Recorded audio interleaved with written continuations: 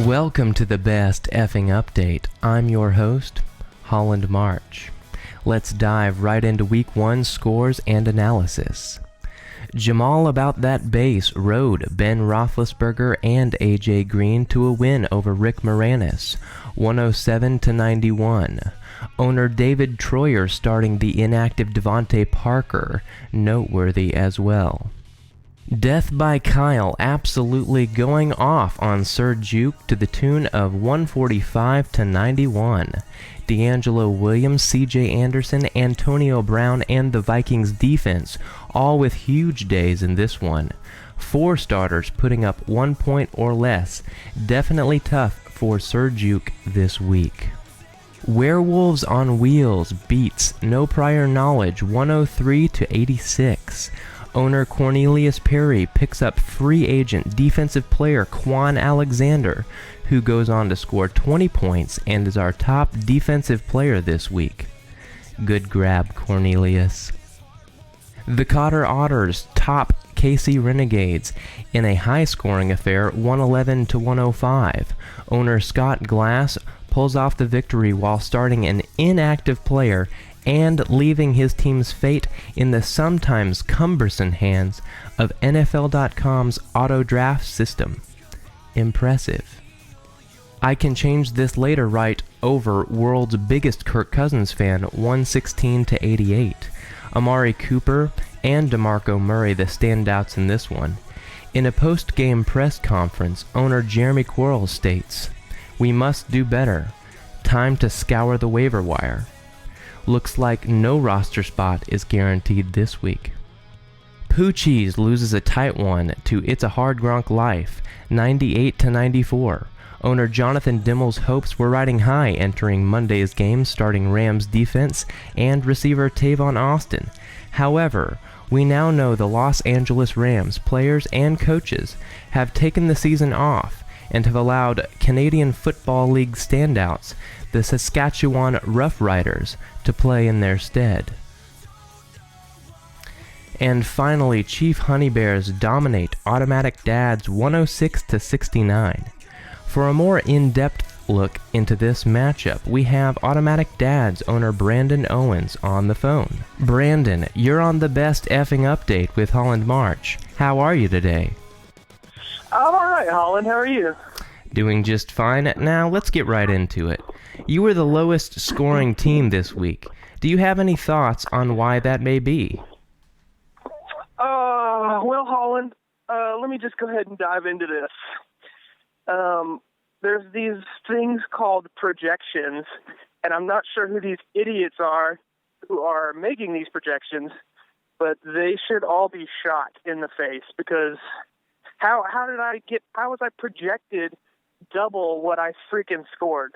Like, it makes no sense to me. Like, that's a tough pill to swallow. A tough pill to swallow.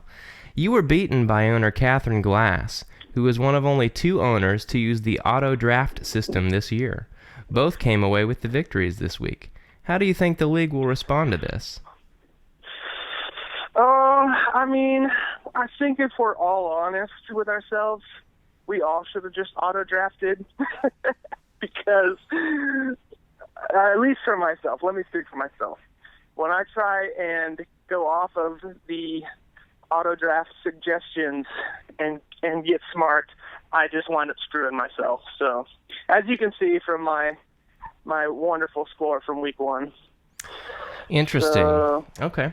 Well, I see that while scoring the lowest in the league, you have yet to make any roster changes. Can you explain your thought process here? I can. That's another interesting frustration of mine is this freaking app does not seem to be functioning correctly for me. So I have been trying to make some changes, and they're not reflected in my roster, and I'm a little upset, Holland. Interesting. It sounds like something you might need to take to the top. What's the top here? Where's the top? Well, I mean, it'd have to be Commissioner Jonathan Dimmel, I would say. Yeah, let's talk about him for a second. Let's talk. Yeah, that guy, I don't know. I don't know how I feel about him yet. We'll just have to. Well, it's interesting that see. you bring him up because he happens to be your opponent in next week's matchup. This is true. I did notice this. At this point in the season, how confident are you in winning it all? I'm not very confident, but I can guarantee you I'm going to give it my best shot. You know, that's all anyone can ask for. Lastly, is it true that you are one of the songwriters for the Best Effing League theme song? That is true, yes. So Well, I do have something good going for me. Congratulations. I know I speak for all of us here at Best Effing Update when I say, job well done. Thanks, Holland. Hey, who do I need to talk to about getting some royalties for that song? That is a great question. We'll have to take that one to the top as well. Thanks for your time and best of luck this week, Coach. Thank you. Love you. Bye. Bye-bye. Okay, let's look at our top players of the week. Sir Juke's Andrew Luck is our top quarterback this week with 406 total yards, 4 touchdowns, and a 2-point conversion. Death by Kyle's D'Angelo Williams, our top running back with 171 total yards and 2 touchdowns. Chief Honey Bear's Brandon Cooks, our top receiver with 154 total yards and 2 touchdowns. Death by Kyle's Minnesota Vikings defense, number 1 this week with 2 sacks, 1 pick, 2 fumbles, and 2 defensive touchdowns. Free agent Jack Doyle, our top tight end with 35 yards and 2 touchdowns. Rick Moranis' Dan Bailey, our top kicker with 4 field goals and an extra point. Lastly, Werewolves on Wheels' Quan Alexander is our top defensive player with 16 tackles and 1 sack. So, who is our top owner this week? Kyle Schoenwill, owner of Death by Kyle, scoring a league-high 145.96 points. Congratulations, Mr. Schoenwill. Okay, let's wrap up today's show with our waiver wire ads and drops this week.